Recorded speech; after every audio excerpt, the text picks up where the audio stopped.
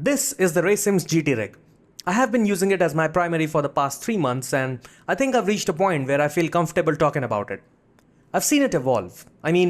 Its old state was something very different. It was clunky, it relied heavily on corner brackets, and the seat was pure garbage. Even though I had no role behind its design or refinement, it was quite a journey to see it become, well, this. Now you might be thinking, from a distance, it looks no different from an ordinary 4080 rig. And you'll be absolutely correct. From a distance, it's exactly the same. But you start to take notice once you come closer. The deck has countersunk holes and screws. The handbrake is angled towards you, just like in a real-life rally car. The pedal adjustment deck is fairly simple. The rig does not rely on corner brackets. The profiles have holes in them and the screws go through them. The only part in my rig where the corner brackets are used is the shifter mount. Also, the powder coat in the profiles is quite nice. I've been told that there are custom paint options available. Now let me show you how simple the assembly process is. Lay out the two 4080 profiles while making sure the holes are pointing towards the back. Then take the two smaller 4080 profiles which have threads inside them and place them between both the profiles you just laid out. And before you bolt in, slide in two T-nuts inside each profile like this.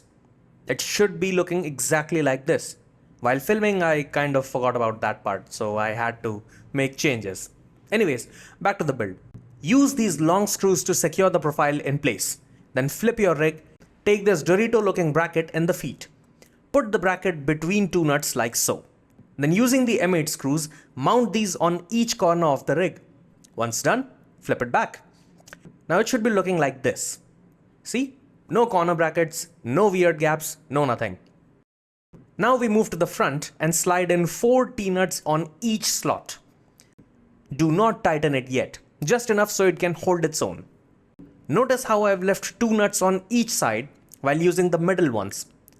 These are for support brackets which we will install later. Repeat the process on the other side so it looks like this. Now take this L bracket and pay attention here. See, this is the smaller part and this is the long one. Rotate it 90 degrees to the right and use the 4 M8 screws and nuts so it looks like this. Then slide it on each side. Don't focus on the perfect alignment yet, it's fine. Then take the steering deck and place it on top of the L bracket like so. And secure it using the countersunk screws. Here, make sure you align it properly because after this point, there will only be angle adjustment for the wheelbase. Now I'm attaching my support brackets right now because I know where my steering deck will be placed. You should complete this part at the last when the seat has been mounted and you're tweaking the position and stuff. Next up, we take these two brackets. Now, ideally, you're supposed to mount these on the front first, then proceed with the setup. But I'm building the entire structure first because the last time I built it, I had a massive headache mounting my pedals. That has nothing to do with the rig. It's just that Husingweld sprints in general are pain to install on any rig. You can follow either direction based on what pedal you have. I prefer to form the structure first and then mount it directly to the front. Once done, slide in 4 T-nuts on each side. 2 on the top, 2 on the bottom. And secure the structure. Once again, don't worry too much about the angle right now. Next up, the seat. Undo the 4 screws underneath it and put them aside.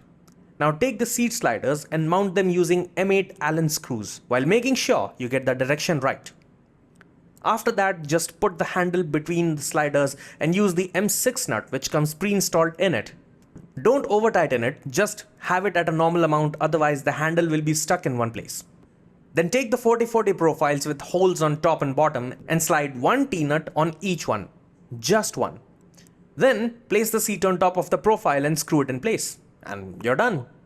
The rig is assembled. There are a bunch of add-ons available for this rig and I have a couple of them installed right here. First being the shifter and handbrake mount and second are the caster wheels. The shifter and handbrake mount is quite straightforward and the entire thing is held in place by 6 corner brackets. The handbrake and shifter mount is this rectangle. That's it, that's the whole thing. Though I recommend checking with Racesims to see if your existing handbrake and shifter are compatible here. I have a triple monitor stand, PC case holder and some other bits still inside the box. There are different seat options available as well, from FIA approved bucket seats to recliner seats. Also FYI, totally skip on this one. If you're on a budget, wait another month, get something else. Do not cheap out on the seat. Never. cheap out on the seat. I've been using this one and it has a mesh design all around it. Aside from it acting like a lint catcher sometimes, it has been wonderful. It's not too firm, it's not too soft, just right. And personally speaking, this is the best seat I have sat on so far. The lumbar support is Goldilocks and the mid-back support is truly something.